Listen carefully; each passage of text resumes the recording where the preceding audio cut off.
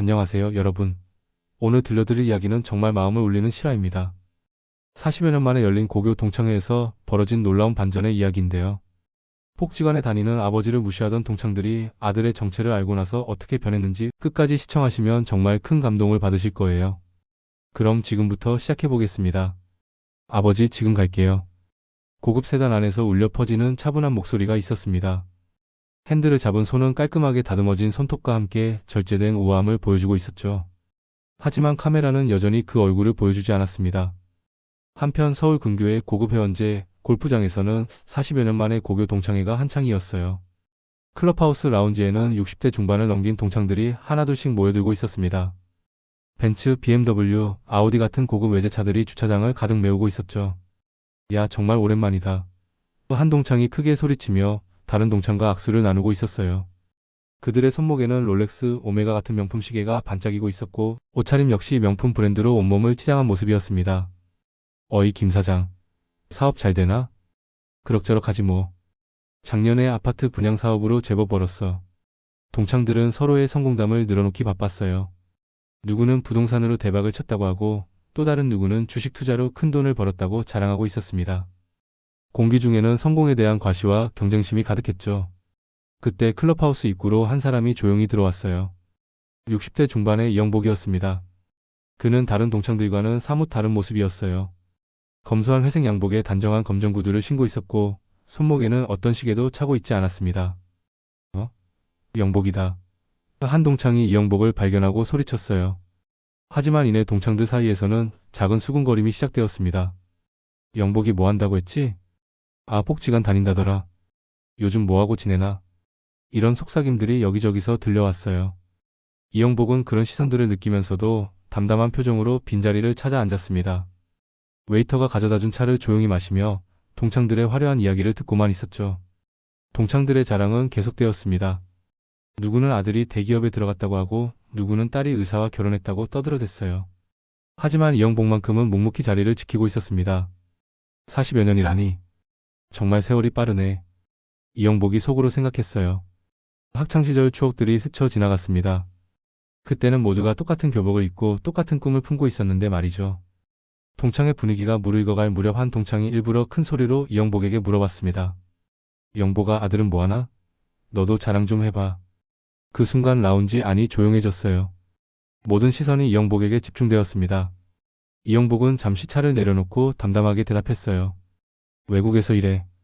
외국에서? 뭐 하는데? 또 다른 동창이 관심 있는 듯 물어봤죠. 글쎄, 바쁘게 지내고 있어. 이영복의 애매한 대답에 동창들은 서로 눈짓을 주고받았습니다. 몇몇은 실망스러운 표정을 지었고 또 몇몇은 비웃는 듯한 미소를 지었어요. 에이, 구체적으로 말해봐. 우리끼리 뭘 숨겨? 한 동창이 추궁하듯 물어봤지만 이영복은 여전히 모호한 대답만 반복했습니다. 그냥 열심히 지내고 있어. 그러자 동창들 사이에서 작은 웃음소리가 터져나왔어요. 누군가 다른 동창의 귀에 대고 속삭였습니다. 몇 년 전에 빚도 많았다던데? 그거 갚느라 고생했다며? 아, 맞아. 아내 병원비 때문에 힘들었다고 하더라. 이런 험담들이 여기저기서 들려왔어요. 이영복의 표정은 여전히 평온했지만 그의 손이 미세하게 떨리고 있었습니다. 영복아, 솔직히 말해. 아들이 취업도 제대로 안 됐지? 한 동창이 노골적으로 물어봤어요. 아니면 아직도 백수야? 하하. 동창들의 웃음소리가 라운지에 울려 퍼졌습니다. 이영복은 그저 고개를 끄덕이며 차를 마실 뿐이었어요. 그때 한 동창이 자신의 최신형 스마트폰을 꺼내며 말했습니다. 요즘 애들은 다 카카오톡으로 연락하는데 영복이 아들은 연락도 잘 안 되지? 맞아. 외국에 있다면서 연락은 왜 안 돼? 동창들의 시선이 다시 이영복에게 쏠렸어요. 분위기는 점점 이영복을 궁지로 몰아가고 있었습니다. 이영복은 잠시 망설이다가 주머니에서 낡은 폴더폰을 꺼냈어요. 그 순간 동창들 사이에서 또 다른 웃음이 터져나왔습니다. 아직도 그런 폰을 써? 옛날 폰이네. 요즘 누가 폴더폰을 써? 하하. 하지만 이영복은 개의치 않고 천천히 전화번호를 눌렀습니다. 신호음이 울리기 시작했어요. 민준아. 이영복의 목소리는 여전히 차분했습니다. 시간 되면 여기 와줄래? 동창회 중인데. 전화 너머에서는 따뜻한 목소리가 들려왔어요. 네, 아버지. 지금 갈게요. 전화를 끄는 이영복을 보며 동창들은 더욱 신나게 떠들어댔습니다. 오, 진짜 온다고? 뭘 타고 와? 지하철?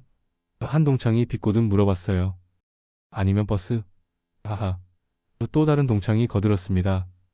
영보가 솔직히 말해. 아들이 차도 없지? 동창들의 조롱은 계속되었어요. 그들은 마치 이영복을 놀리는 것이 재미있는 게임이라도 되는 양 계속해서 험한 말들을 쏟아냈습니다. 외국에서 일한다고? 무슨 일을 하는데? 설마 식당에서 설거지하는 건 아니지? 아니면 청소하거나? 웃음소리가 라운지 전체에 퍼져나갔어요. 하지만 이영복은 여전히 담담한 표정으로 차를 마시고 있었습니다. 그때 이영복의 머릿속에는 지난날의 기억들이 스쳐 지나가기 시작했어요. 아내 은숙이 세상을 떠나던 그날의 기억이었습니다. 10여 년 전 갑작스러운 암 진단을 받은 은숙. 병원비가 눈덩이처럼 불어났고 이영복은 낮에는 건설 현장에서 일하고 밤에는 청소 일을 해야 했어요. 하루에 서너 시간밖에 잠을 자지 못했지만 아내와 아들을 위해서라면 무엇이든 할 수 있었습니다. 여보 미안해요. 내가 아프지만 않았어도. 병상에 누워있던 은숙이 눈물을 흘리며 말했던 기억이 떠올랐어요. 무슨 소리야. 우리 민준이만 잘 크면 돼. 이영복이 아내의 손을 꼭 잡고 대답했던 그때의 기억. 아내가 세상을 떠난 후 이영복은 혼자서 고등학생이던 민준을 키워야 했어요. 학교 급식비조차 밀릴 때가 많았고 민준이 친구들과 어울리지 못할까봐 늘 걱정이었습니다. 아버지, 저는 괜찮아요. 공부만 열심히 할게요. 민준이 이영복의 어깨를 두드리며 했던 말이 기억났어요. 새벽 5시에 일어나 도시락을 싸주고 밤늦게 일터에서 졸음을 참아가며 일했던 그 시절. 겨울철 추운 일터에서 손이 시려 글씨를 제대로 쓰지 못했던 기억들이 주마등처럼 스쳐 지나갔습니다. 내가 고생하면 우리 민준이는 행복할 수 있다. 이영복이 그때 품었던 신념이었어요. 민준이 대학에 합격했을 때의 기쁨, 장학금을 받았다는 소식을 들었을 때의 벅찬 감동, 그리고 유학을 간다고 했을 때의 자랑스러움과 동시에 느꼈던 외로움까지. 아버지, 제가 성공해서 아버지께 편안한 노후를 드릴게요. 민준이 공항에서 마지막으로 했던 약속이 귓가에 맴돌았습니다.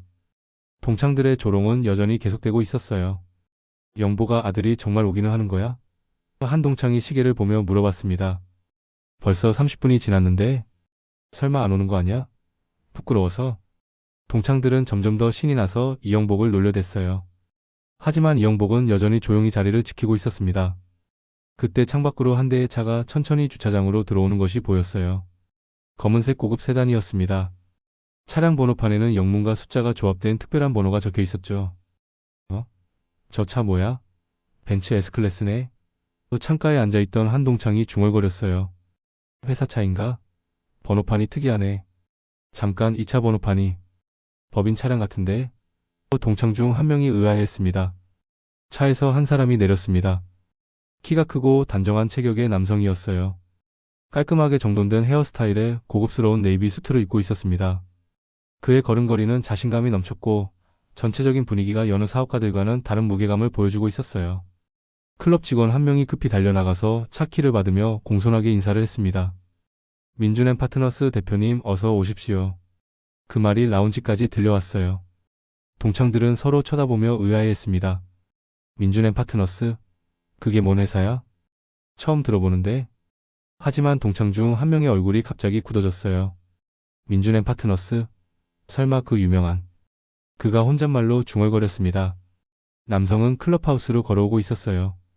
그의 손목에는 절제된 고급 시계가 차 있었고 손에 들린 서류 가방도 명품 브랜드였습니다. 하지만 그 어떤 것도 과시하려는 의도는 보이지 않았어요. 모든 것이 자연스럽고 품격 있어 보였습니다. 동창들은 점점 궁금해하기 시작했어요. 저 사람 누구지? 영복이랑 무슨 관계인가? 설마. 이영복은 창밖을 보며 작은 미소를 지었습니다. 오랜만에 보는 아들의 모습에 가슴이 벅차올랐어요. 클럽하우스 입구에서 발걸음 소리가 들려왔습니다. 또렷하고 자신감 넘치는 발걸음이었어요. 동창들은 모두 입구 쪽을 바라봤습니다. 드디어 그 남성이 라운지 안으로 들어왔어요. 순간 라운지 안의 공기가 바뀌었습니다. 그의 존재감은 확실히 달랐어요. 어떤 과시도 없이 그저 자연스러운 풍경만으로도 공간의 분위기를 바꿔놓았습니다. 동창들은 숨을 죽이고 그를 바라봤어요. 지금까지의 시끄러운 분위기가 일순간에 조용해졌습니다. 남성은 라운지를 둘러보더니 이영복을 발견했어요. 그리고는 따뜻한 미소를 지으며 다가갔습니다. 아버지. 그 한마디에 동창들의 눈이 휘둥그레졌어요. 오래 기다리셨죠? 민준이 공손하게 아버지에게 인사했습니다. 그 모습은 성공한 사업가의 모습이면서도 동시에 아버지를 깍듯이 모시는 효자의 모습이었어요. 동창들은 서로를 쳐다보며 당황했습니다. 방금 전까지 조롱하던 폭지관 다니는 아버지의 아들이 이런 모습일 줄은 상상도 못했거든요. 어떻게? 한 동창이 말을 더듬었어요. 민주는 동창들을 향해 정중하게 고개를 숙여 인사했습니다. 안녕하세요. 아버지 동창분들이시군요. 그리고는 자연스럽게 명함을 꺼내서 나누어 주기 시작했어요. 민준의 파트너스 뉴욕 지사 대표 변호사 이민준입니다. 명함을 받은 동창들은 그것을 뚫어져라 쳐다봤어요. 깔끔한 디자인의 명함에는 영문과 한글이 함께 적혀 있었고 로펌의 로고가 고급스럽게 인쇄되어 있었습니다. 변호사? 한 동창이 떨리는 목소리로 물어봤어요. 네, 국제 변호사입니다. 주로 대기업 간의 인수합병 업무를 담당하고 있어요. 민준의 대답은 겸손하면서도 자신감이 넘쳤습니다. 동창 중 한 명이 급히 스마트폰을 꺼내서 민준의 파트너스를 검색하기 시작했어요. 그리고 검색 결과를 보고는 입을 다물지 못했습니다. 이거 글로벌 로펌이네. 최연소 파트너 승진. 대형 M&A 성공 사례. 검색 결과들이 하나둘씩 나오기 시작했어요. 민준은 단순한 변호사가 아니라 국제적으로 인정받는 엘리트 변호사였습니다. 하버드 로스쿨 졸업. 뉴욕주 변호사 시험 수석 합격. 그때 동창 중 한 명이 명함을 보더니 갑자기 얼굴이 새파랗게 질렸어요. 이 회사. 우리 회사에서 투자 검토하던 바로 그 로펌 아냐? 그가 혼잣말처럼 중얼거렸습니다. 뭐라고? 다른 동창이 물어봤어요. 민준앤 파트너스. 우리가 몇 달째 투자하려고 알아보던 그 회사 맞아. 동창들의 얼굴이 점점 경직되어 갔어요. 지금까지 자신들이 얼마나 무례했는지 깨닫기 시작한 거죠. 민준은 아버지 옆자리에 앉으며 말했어요. 아버지, 회의가 일찍 끝나서 다행이네요. 동창분들과 좋은 시간 보내고 계신가요? 이영복은 아들을 바라보며 흐뭇한 미소를 지었습니다. 그래, 오랜만에 다들 만나서 이야기꽃을 피우고 있었어. 동창들은 아무 말도 할 수 없었어요. 조금 전까지의 자신들의 행동이 얼마나 부끄러운 것이었는지 느끼고 있었거든요. 라운지 안은 정적이 흘렀어요. 동창들은 서로 눈치만 보고 있었고 그 사이로 민준과 이영복 부자의 대화가 이어졌습니다. 아버지, 식사는 하셨어요? 민준이 자연스럽게 물어봤어요. 아직이야. 너는? 저도 아직이에요. 같이 하시죠. 그때 한 동창이 조심스럽게 입을 열었습니다. 민준 씨, 정말 뉴욕에서 변호사 일을 하시는 거예요? 민준은 정중하게 고개를 끄덕였어요. 네, 맞습니다. 주로 한국과 미국 기업들 간의 법무 업무를 담당하고 있어요. 그럼 혹시 얼마나 오래 미국에 계셨나요? 대학원 포함해서 10여 년 정도 됐습니다. 동창들은 점점 더 궁금해졌어요. 하지만 동시에 지금까지 자신들이 한 행동이 부끄러워서 제대로 질문하기도 어려웠습니다. 또 다른 동창이 말했어요. 그런데 영보가 왜 이런 이야기를 안 했어? 그 질문에 모든 시선이 이영복에게 집중되었습니다. 이영복은 잠시 생각하더니 담담하게 대답했어요. 자랑은 남이 하는 거지. 내가 떠들 필요는 없으니까. 그 한마디에 동창들은 더욱 부끄러워졌어요. 지금까지 자신들이 얼마나 허세를 부리며 살아왔는지, 그리고 진짜 성공한 사람의 품격이 무엇인지 깨닫게 된 순간이었습니다. 민준이 아버지를 바라보며 말했어요. 아버지가 없었다면 저는 여기 올 수 없었습니다. 무슨 소리야? 내가 잘해서 그런 거지. 아니에요. 아버지께서 새벽마다 도시락 싸주시고 밤늦게까지 일하시면서 저를 뒷바라지 해주셨잖아요. 민준의 말에 동창들은 조용히 듣고 있었어요. 그제서야 이영복이 얼마나 힘든 시간을 보냈는지 조금씩 이해하게 되었습니다. 대학 등록금과 생활비까지. 그리고 제가 국비장학생으로 유학 갈 수 있었던 것도 아버지가 뒷바라지 해주신 덕분이에요. 아버지가 계시지 않았다면 장학금을 받을 만큼 공부에 집중할 수 없었을 거예요. 이영복은 아들의 말에 눈시울이 붉어졌어요. 다 지나고 나니 고생도 결국 복이더라. 동창들 중 한 명이 조심스럽게 물어봤습니다. 영복아, 정말 미안해. 우리가 너무 몰랐구나. 괜찮아. 다들 예전처럼 편하게 지내면 돼. 이영복의 너그러운 대답에 동창들은 더욱 부끄러워했어요. 민주는 웨이터를 불러 모든 동창들의 음료를 새로 주문했어요. 그리고는 자연스럽게 대화를 이끌어갔습니다. 아버지께서 학창시절 이야기를 많이 해주셨어요. 여러분들과 정말 즐거운 추억이 많으셨다고 하더라고요. 동창들은 민준의 성숙한 모습에 감탄했어요. 성공했으면서도 전혀 거만하지 않고 오히려 아버지와 아버지의 친구들을 극진히 모시는 모습이었습니다. 민준 씨, 정말 훌륭하게 잘하셨네요. 한 동창이 진심으로 말했어요. 감사합니다. 모두 아버지 덕분입니다. 민주는 계속해서 아버지에 대한 고마움을 표현했어요. 제가 어릴 때 아버지는 정말 힘드셨을 거예요. 하지만 한 번도 저 앞에서 힘들다고 하신 적이 없어요. 동창들은 민준의 이야기를 들으며 점점 더 부끄러워졌습니다. 겨울의 일터가 얼마나 추운지 아세요? 그런데도 아버지는 매일 밤 그곳에서 일하셨어요. 저를 위해서 말이에요. 아, 그만해라. 괜히 옛날 이야기를. 이영복이 손사래를 쳤지만 민주는 계속 말했어요. 아버지께서 제게 가르쳐 주신 건 돈이나 지위가 아니에요. 성실함과 책임감 그리고 다른 사람을 배려하는 마음이었어요. 그때 한동창이 조심스럽게 입을 열었습니다. 민준 씨, 혹시 투자 관련해서도 업무를 하시나요? 민준이 고개를 끄덕였어요. 네, 저희 회사에서 투자 자문도 하고 있습니다. 주로 국제적인 대형 프로젝트들이죠. 그 말에 동창들의 눈이 반짝였어요. 혹시 저희 같은 개인 투자자들도 상담받을 수 있나요? 또 다른 동창이 간절하게 물어 봤습니다. 민주는 미안한 표정을 지으며 대답했어요. 죄송하지만 현재 투자자 대기 리스트가 너무 길어서 새로운 투자자분들은 최소 1년은 기다리셔야 할 것 같습니다. 1년이요? 또 동창들이 놀란 표정을 지었어요.